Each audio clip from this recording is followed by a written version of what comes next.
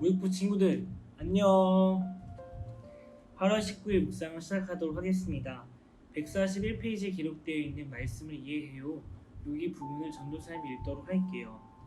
나쁜 사람들은 자기들이 무슨 짓을 했는지 아무도 모른다고 생각합니다. 그러나 사람은 모를 수 있어도 하나님은 다 아십니다. 하나님은 나쁜 행동과 생각을 다 보고 들으실 수 있어서 똑같이 되갚아 주십니다. 죄 없는 사람에게 화살을 쏜 사람에게는 하나님이 화살을 쏘실 것입니다. 아무것도 두렵지 않다고 큰 소리치지만 하나님이 하신 일을 보게 되면 두려워서 떨 것입니다. 그러니 우리가 하나님을 믿는다면 나쁜 사람들 때문에 속상해하거나 기가 죽을 필요가 없습니다. 다윗을 돌보신 하나님이 우리 하나님이시니 우리도 돌보실 테니까요. 오늘 시편 64편 4절에서 10절까지 말씀입니다. 4절 말씀에 이렇게 기록되어 있습니다. 그들은 숨어서 죄 없는 사람들을 향해 화살을 쏘아댑니다. 죄 없는 사람을 쏘고서도 두려워하지 않습니다. 5절 말씀에서는 그들은 서로 나쁜 짓을 하라고 부추깁니다. 그들은 숨겨놓은 덫에 대해 말합니다. 그리고 누가 이것을 알 수 있겠어라고 말합니다. 나쁜 사람들이 나쁜 짓을 하면서 누가 이것을 알 수 있겠어라고 말한다는 것입니다. 하지만 사람은 모를 수 있지만 하나님께서는 이것을 분명히 아십니다. 우리가 여리고성의 전투에 대해서도 한번 볼 필요가 있습니다.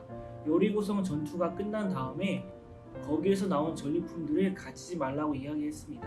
그래서 사람들은 그 말에 순종했죠. 하지만 아간이라는 사람은 그 말씀에 순종하지 않고 전리품을 챙깁니다. 전리품의 품목이 외투 한 벌과 은 200세겔, 금 50세겔이었습니다. 사람들은 아간이 숨긴 것을 몰랐지만 하나님께서는 그것을 아셨어요. 하나님께서는 아간의 목숨을 빼앗으면서 큰 벌을 내리시죠. 우리가 마태복음 10장 26절에 이런 말씀이 있습니다. 감추인 것이 드러나지 않음이 없고 숨은 것이 알려지지 않은 것이 없느니라.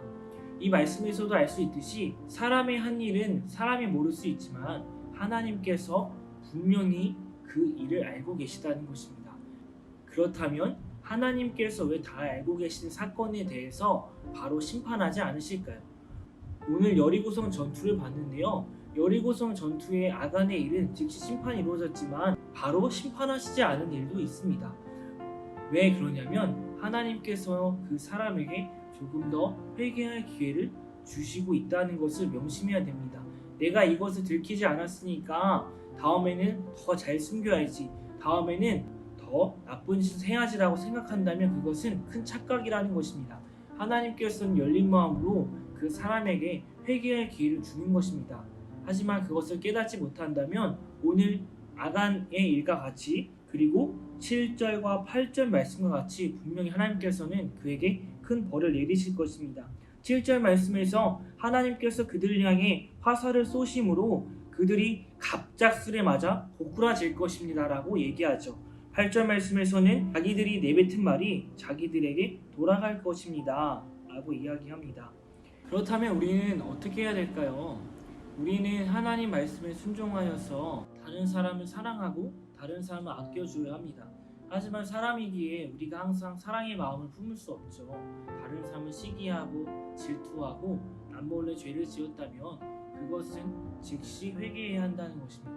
회개하고 하나님께 눈물로 기도함으로 하나님께서 우리를 용서해 주시기를, 그리고 잘못한 사람이 우리를 용서해 주기를 그렇게 기도해야 된다는 것이죠. 오늘 우리의 삶을 우리가 살아왔던 것을 좀 돌이켜볼 필요가 있습니다. 최근에 내가 다른 사람의 마음을 아프게 한 적이 있는지, 최근에 내가 다른 사람을 힘들게 한 적은 없는지, 그것이 오늘 기도하면 생각이 난다면 하나님께 회개하고 용서를 구해야 할 것입니다. 하나님께서는 분명히 우리를 넓은 마음으로 안아주실 거예요. 하지만 그것을 회개하지 않고 당당하게 오늘 하루를 산다면, 그리고 남은 일정을 산다면 분명히 하나님께서는 여러분에게 화살을 쏘실 것이고 그 화살이 굉장히 아프게 작용할 것입니다. 우리는 오늘 이 시간 하나님께서 우리에게 기회를 주실 때 한번 돌이켜보고 하나님께 회개함으로 나아가는 귀한 시간이 되길 소망합니다. 아멘이십니까? 우리 오늘 말씀 위해서 전도사님 기도하겠습니다. 사랑의 하나님 감사합니다. 하나님께서 우리에게 귀한 말씀을 허락하여 주셨습니다. 하나님, 우리가 이 시간 다른 사람에게 잘못한 것이 있다면, 다른 사람에게 죄를 지었다면 이 시간 하나님께 죄를 회개하고 그 사람에게 용서를 구할 수 있는 우리가 될 수 있도록 인도하여 주시옵소서. 우리가 말로만 용서를 구하고 행동으로 옮기지 않는 우리가 되지 않게 해주시며 그 사람의 마음을 아프게 한 것을 회개하며 나아갈 수 있는 우리 친구들 될 수 있도록 인도해 주시옵소서. 그리고 다른 사람의 말에, 다른 사람의 공격에 상처받았던 우리의 모습을 돌아봅니다.